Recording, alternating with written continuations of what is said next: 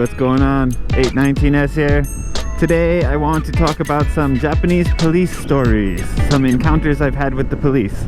I'm going to talk about 3 stories in particular and just give you an idea of, if you have an encounter with the police, what's going to happen. The first one was probably, I would say, a week or 2 after I came to Japan. At that point I spoke very, very, very simple Japanese. I had taken a year of Japanese in university, but nowhere near the level I needed to communicate with someone in that kind of situation. And the situation was, it was really late at night. I went to the seaside. I was living in Kagawa Prefecture at the time, in Shikoku, and I was sitting on the dock at night drinking a beer and taking pictures of the lights reflecting off of the water in the bay there. It was a really relaxing thing. I was by myself. At this point I didn't have any friends in the city. I didn't know anyone yet, so I was a little panicked and I didn't know what to do. I did have a friend, I did have some Japanese friends that lived in other prefectures and other places, and finally I ended up calling them to get help. But what happened is the police came up, they asked me what I was doing there, and I showed them. I only spoke English at that time to the police officers. I showed them the camera and I said in English, I'm taking pictures, and I showed them some pictures I took. Then they asked me to open up my backpack, the backpack I was carrying with me at the time, and I didn't know if they ask if I absolutely have to or if I can fight or not, but I know I'm not really doing anything wrong. So I opened the bag up and I showed them what's inside, and they asked me a bunch of questions that I didn't understand, and I kept trying to say, pictures, pictures. I showed them my ID. At the time was what was it? Gaikokujin Touroku Shomeisho. Now it's a Zairyu card. There's a kind of ID card that you have if you live in Japan. And I showed them that at the time, and they just kept asking me questions, and I had no idea what was going on. So, as I said before, I finally called my friend who lived in a different prefecture, and she talked to the police and then handed the phone back to me, and then I handed the phone back to the police officer. She translated for me, which was really, really helpful. And I guess what turned out, what had happened, it turned out that the emperor was coming to Takamatsu or something, and they were just kind of monitoring the waters to make sure no one was going to do anything strange.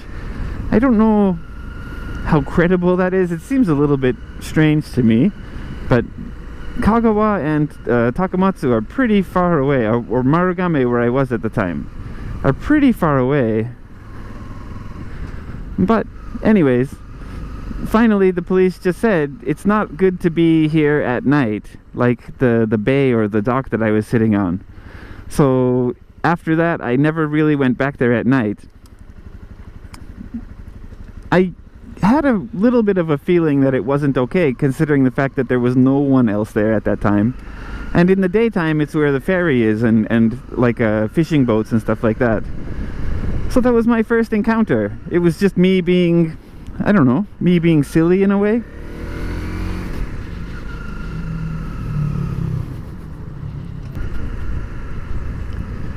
The second encounter I had with the police was in Tokyo, in Kichijoji. This one could have ended a lot worse in a way. So I was riding my bicycle in Kichijoji. I had found a nice spot to practice BMX riding, and I was flatland BMX riding.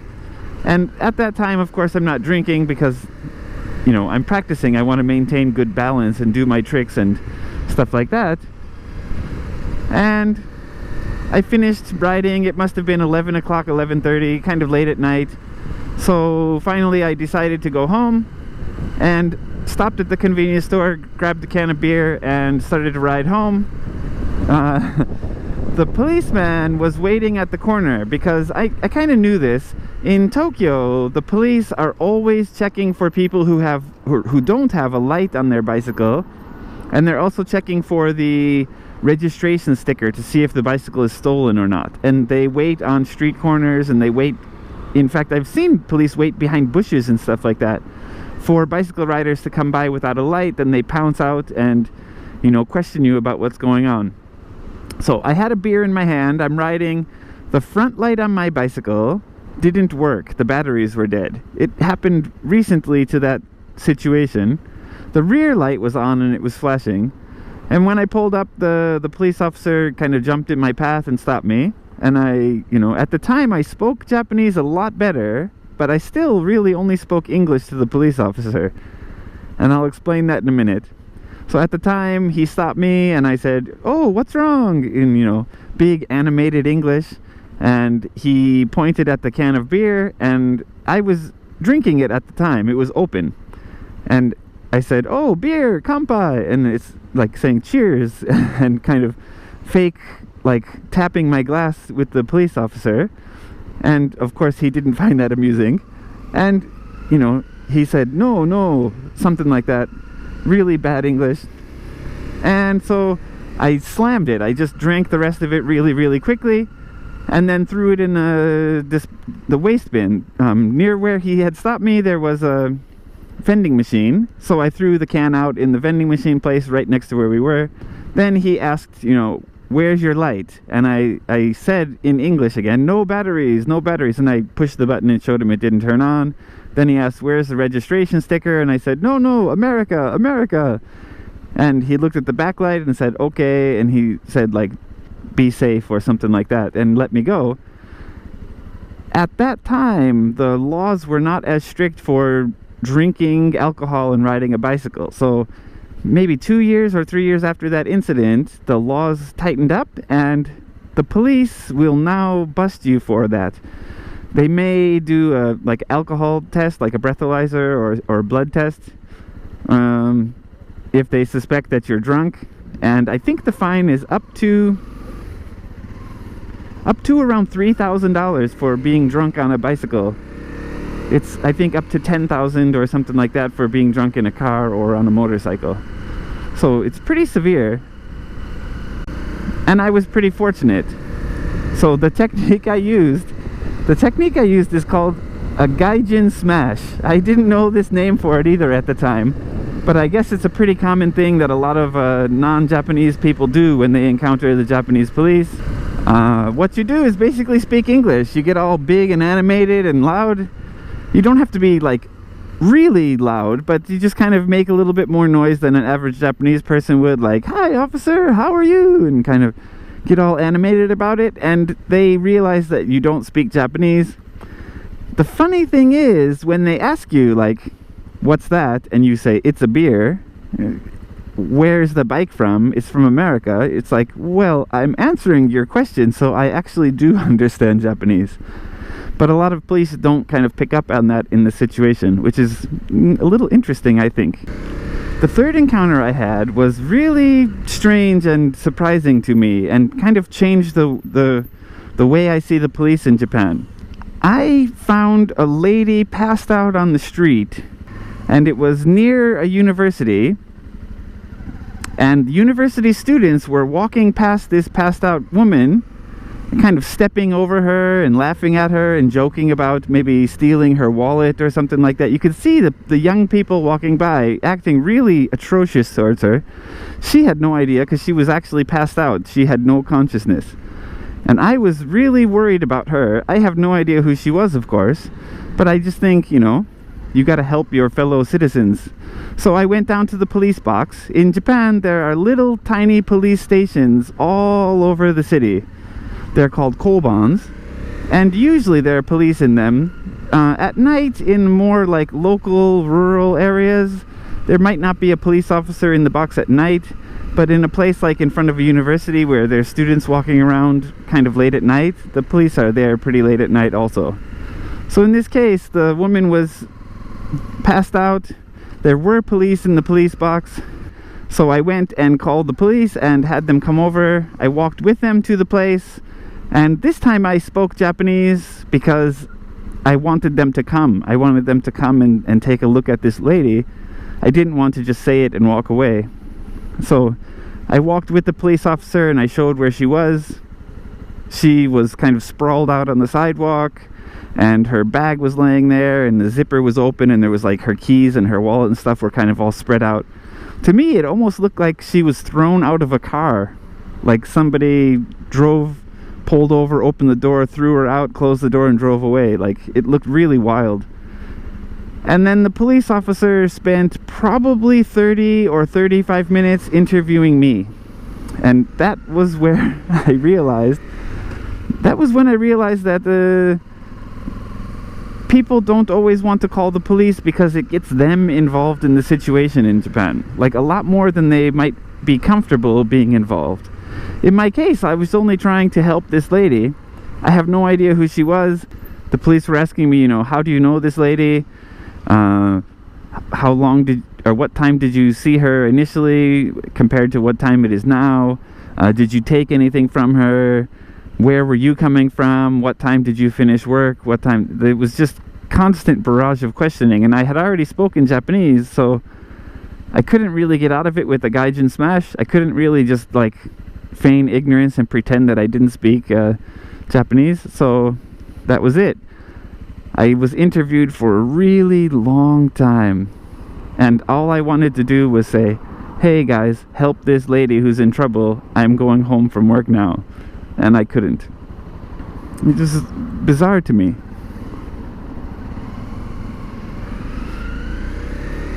Now, those three situations really kind of gave me a perspective on what Japanese police do. I don't worry, or I'm not scared of the police or anything like that. I know that some people have experiences in Japan where the police just randomly ask for ID cards or things like that. I've never had that happen to me. If the police did stop me, I wouldn't really fight them. I just kind of hand over my ID because generally I'm not doing anything wrong, so I have nothing to really worry about. The other thing that I did learn though is that police will sometimes call your parents even though you're an adult. So another really very fast encounter I had with the police. A friend of mine was standing on the rear pegs of my BMX, and we were riding double down the street, and the police officer stopped us. And the police officer stopped us, and he threatened to call my friend's parents and tell her parents that she was riding double on a bicycle, which is illegal in Japan. And I was like, she is like in her mid-20s. What are you talking about calling her parents? This is ridiculous. So another thing that Japanese police sometimes do is call your parents and or call your company. They will call the business that you work for and tell the business about your misdeeds. The first company I worked for in Japan told us, if there's ever any situation involving you and the police, your contract will be terminated and you will not work for us anymore. Like, if someone walked up to you, punched you in the face randomly on the street, and you turned around to defend yourself and fight back, and the police get involved, you will be fired for defending yourself. And everyone in our training group was kind of like, are you serious? And they were like, yes, absolutely. So if there's ever any kind of encounter with someone that could become ugly, just run away, or walk away, run away, whatever the case may be. Because if the police get involved, the police oftentimes call the company and tell your boss what you did. There's some things to be careful of if you do come to Japan. The police will take tons of time to interview you. They often ask really nonsensical questions or things that appear nonsensical to you. They may have a reasoning for doing it, but you just got to kind of answer and go along with what they say. And hopefully you never have any encounters with the police. That's the best thing to do, of course. So if you have had any encounters with the police and you want to share your story, please leave a comment down in the comment section below. If you made a video about it or want to make a video about it to explain your story, please leave a link down in the comments. I'll definitely check it out. Alright, thanks for watching, guys, and like, comment, and subscribe. Hit that like button if you like these stories. Subscribe. It helps the channel out so much, and I would really appreciate it. Thank you so much for watching, and I'll see you guys tomorrow. Ride safe.